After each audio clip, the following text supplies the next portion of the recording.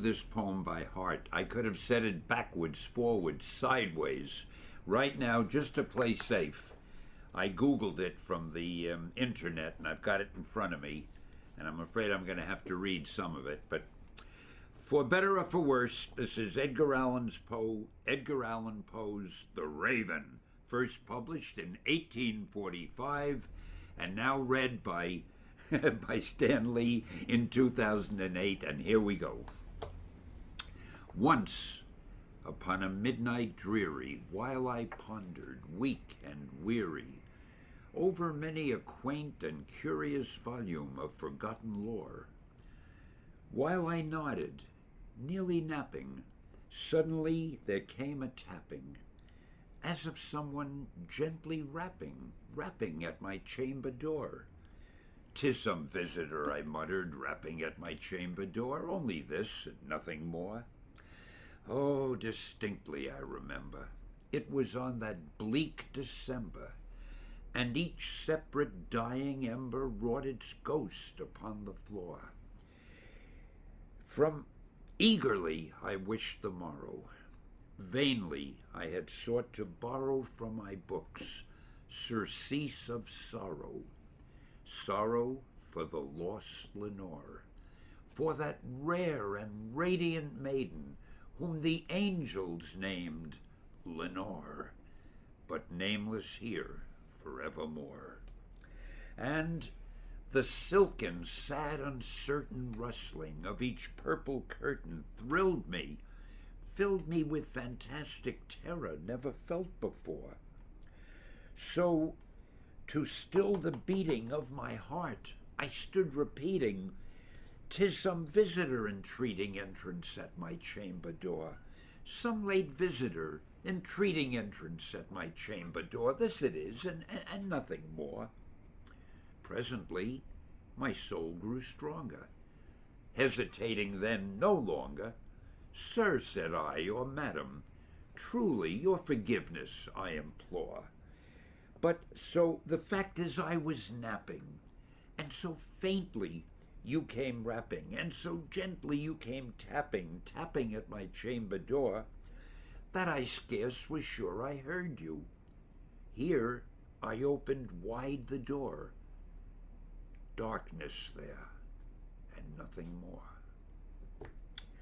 Deep into that darkness peering, long I stood there, wondering, fearing, doubting, dreaming dreams no mortal ever dared to dream before.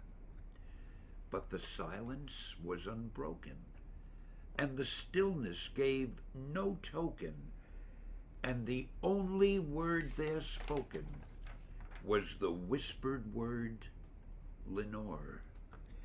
This I whispered, and an echo murmured back the word, "Lenore." Merely this, and nothing more. Back into the chamber turning, all my soul within me burning, soon again I heard a rapping, somewhat louder than before. "Surely," said I, "surely that is someone at my window lattice. Let me see then what thereat is, and this mystery explore. Oh, let my heart be still a moment, and this mystery explore. 'Tis the wind and nothing more." Open here I flung the shutter, when, with many a flirt and flutter, in there stepped a stately raven of the saintly days of yore. Not the least obeisance made he, not a moment stopped or stayed he, but, with mien of lord or lady, perched above my chamber door, perched upon a bust of Pallas, just above my chamber door, perched and sat, and nothing more. Then this ebony bird, beguiling my sad fancy into smiling by the grave and stern decorum of the countenance he wore, Though thy grave be shorn and shaven, thou, I said, art sure no craven, ghastly, grim, and ancient raven, wandering from the nightly shore. Tell me what thy lordly name is on the night's Plutonian shore. Quoth the raven, nevermore. Much I marveled this ungainly fowl to hear discourse so plainly, though its answer little meaning, little relevancy bore.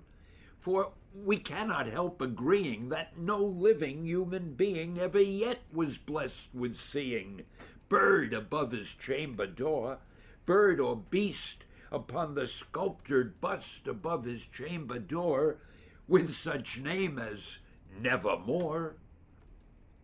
But the raven, sitting lonely on the pallid bust, spoke only that one word, as if his soul in that one word he did outpour. Nothing further than he uttered, not a feather than he fluttered, till I scarcely more than muttered, other friends have flown before. On the morrow he will leave me, as my hopes have flown before.